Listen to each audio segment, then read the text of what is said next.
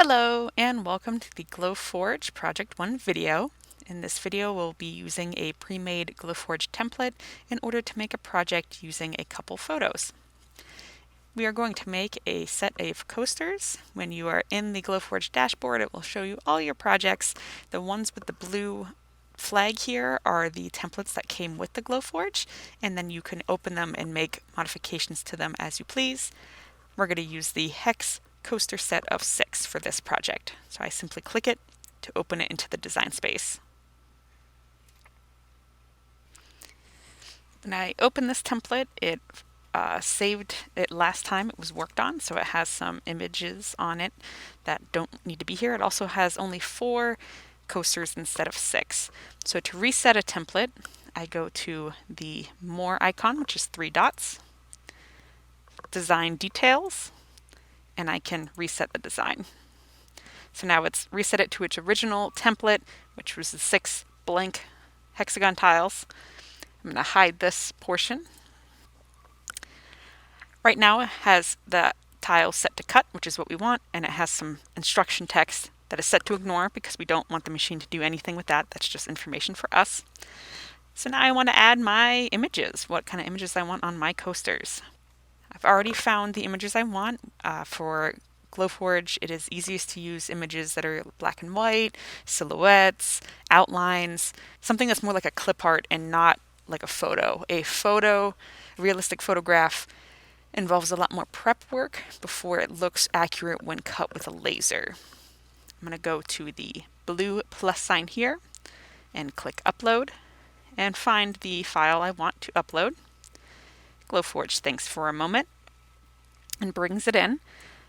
I can move it around by clicking and dragging, and I can change the size by clicking and dragging these corner pieces. So I'm going to try to size it more appropriately for my tile here.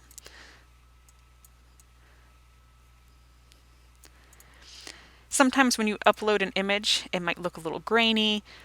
When you click on the image and go to the left-hand side to the layer part, you can pick these different modes and it might help your image quality out. For example, if I pick HD photo, it makes it all fuzzy, and I don't want that. I want a more smooth and clean photo, so I'm going to pick SD graphic for this one. And I don't want all of my coasters to be the same. I'm going to upload another piece, click Upload, and find my other file. As you're noticing, when these files are getting uploaded, they come in blue. That is because these are PNG or JPEG images. When those kind of images are loaded in the Glowforge, you can only pick Engrave as an option. You cannot cut or score them. The Glowforge color codes everything based on what kind of settings they have. So blue is something being engraved, orange outline is cutting, red is ignore, and purple is score if you're using that feature. Maybe I want to make 2 of each of these designs, so I can click on my picture here, Control C for copy, Control V for paste, and now I can make a second cat coaster, Control C for copy, Control V for paste to make my second paw. And I don't want the extra 2 coasters, I don't want all 6, so I click on it and hit delete on my keyboard. Now I just need to move my coaster somewhere where it has space. I'm going to click and drag so that this box covers all of the things, and I'm going to move it in an area where there's space for them to be cut and engraved. Before I can hit print, I want to make sure that my settings are correct. I'm using proof grade material, so it has a QR code on it.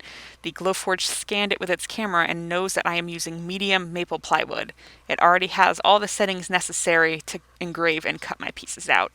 If you were not using proof grade material, you have to tell the Glowforge the settings that you need to do these actions.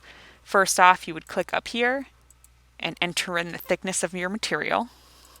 As well as for each of these, you would have to click them, go to a manual setting, and set the speed and the power to the correct ones in order to properly cut and engrave out of whatever material you're using. This does take some trial and error, so if you're not using proof grade materials, I suggest bringing in some extra scrap pieces of material that you're using so you can test it out before putting your final piece in. I'm ready to cut and engrave my coasters. I'm going to hit print on the top right here. The Glowforge is going to refocus on the material and then give me an estimated print time. So this file is going to take 22 minutes and 30 seconds. I can now go over to my Glowforge, hit the glowing button on the Glowforge, make sure the ventilation fan is on, and watch my work being done.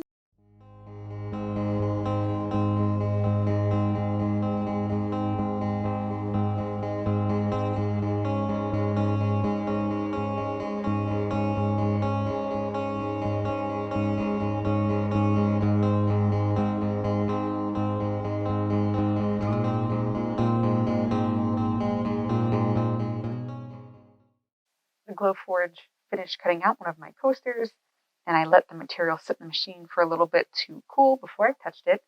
When I remove it from the machine, there's a protective layer on top of proof grade materials. So I had to peel it away to reveal my final coaster design.